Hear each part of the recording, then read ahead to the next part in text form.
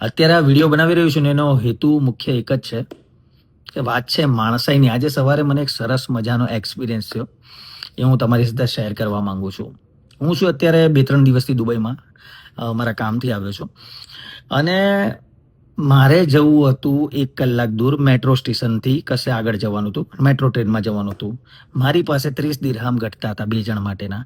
મારો ફ્રેન્ડ છે મારી સાથે અને મારી પાસે $100 હતા. એટલે મેં કીધું ચલો નીચે એક્સચેન્જ કરાવી લઉં રિસેપ્શનિસ્ટ પાસે અને લઈ લઉં. તો હું એક્સચેન્જ કરાવતો હતો અને એણે મને ડોલરના રેટ બહુ વધારે કીધા દિરહામના. તો હું આપતો જ હતો, પણ બાજુમાં એક વેપારી, એકદમ સરસ મજાના અપ ટુ ડેટ વેપારી ભાઈ ઉભેલા, મને કે દૂરથી ઇશારો કર્યો નહીં આપતા. મેં કીધું કેમ, શું થયું? મને કે બહુ રેટ વધારે છે, બહાર તમને મળી જશે. પછી પેલા વેપારી ભાઈએ રિसेप्शनिस्ट કીધું, भाई तू भी इंडियन लग रहा है, मैं भी इंडियन हूँ, ये भाई भी इंडियन है, तो यार तू क्यों इतना रेट बढ़ा रहा है, इतना क्यों ले रहा है इन भाई से, हेल्प करना. तो बेचारो रिसेप्शनिस्ट પણ રાઈટ હતો કે એણે કીધું ભાઈ સર મેરે હાથ में नहीं है, मैं तो यहाँ पे रिसेप्शनिस्ट हूँ, ये होटल में रूल है.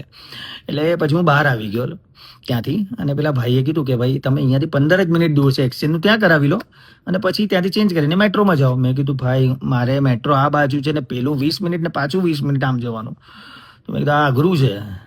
તો મને કે એક કામ કરો, એણે પોકેટમાંથી 30 દિરહામ મને આપ્યા. એટલે 30 દિરહામ એટલે ઇન્ડિયાના લગભગ એપ્રોક્સ $800 જેવા થાય.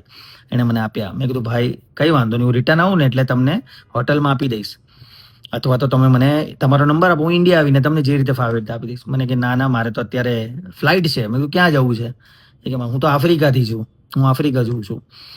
એટલે વાતમાંથી બધી હીરાની વાત નીકળી કે હું પણ હીરામાં, તું તમે પણ હીરામાં છો, તો ગમે ત્યારે આવો એટલે આપણું પણ કામ થશે ને તમારે $800 પણ આપી દેજો. હળવી મજાક સાથે છૂટા પડ્યા અને એમણે મને $800ની હેલ્પ કરી. એટલે વિડીયો શેર કરવાનો મતલબ એટલો જ છે કે ભાઈ હું એમને નહોતો ઓળખતો, એ મને નહોતા ઓળખતા, તે છતાં પણ એમને મને 30 દિરહામ ઇઝીલી કાઢીને આપ્યા. પૈસાની વાત નથી, વાત છે માણસાઈની. ઘણી બધી વાર આપણે પણ ઘણી બધી આવી સિચ્યુએશન જતો આવીએ છીએ, પણ આપણે આમાંથી નીકળી જતા હોય કે ભાઈ છોડ ને, એની વસ્તુ છે એ જોઈએ. પણ ટુ બી ફ્રેન્ક કહું ને, એમની જગ્યાએ હું હોત ને તો હું પણ આ જ વસ્તુ કરત મારી લિમિટમાં. એ પછી 800 હોય, 1000 હોય કે 2000 હોય, ઉપર લિમિટ જાય એટલે આપણને પણ ખબર છે કે આપણી તાકાત નથી, કે આપણે ભૂલી જવા પડે એ રૂપિયા. પણ આ રીતે આપણી હેલ્પ કરી એમણે, ભાઈએ. મારા કરેલા કર્મ એટલા સારા કે એ ભાઈ મને મળી ગયા. વોટ એવર, વાત એકદમ નાની છે પણ શેર એટલા માટે કરું છું કે માણસાઈની વાત છે. પેલું કહેવાય છે ને કે ભાઈ શ્રીમંતોની યાદીમાં તમારું નામ ભલે છેલ્લું આવે, પણ માણસાઈની યાદીમાં તો તમારું નામ પહેલું જ આવવું જોઈએ. તો ખાસ એક વિડીયો શેર કરવાનો હેતુ એટલો જ હતો કે સ્પ્રેડ પોઝિટિવિટી. આમાંથી પણ તમે ઘણું શીખી શકો છો. હું પણ શીખી શકું છું, હું પણ હજી શીખું જ છું. પણ એ ભાઈએ જે હેલ્પ કરી એના માટે એમને થેન્ક યુ સો મચ કહીશ. અને છેલ્લે પોઝિટિવની વાત આવે ને એટલે એક શબ્દ તો આવે જ, સાચું ને.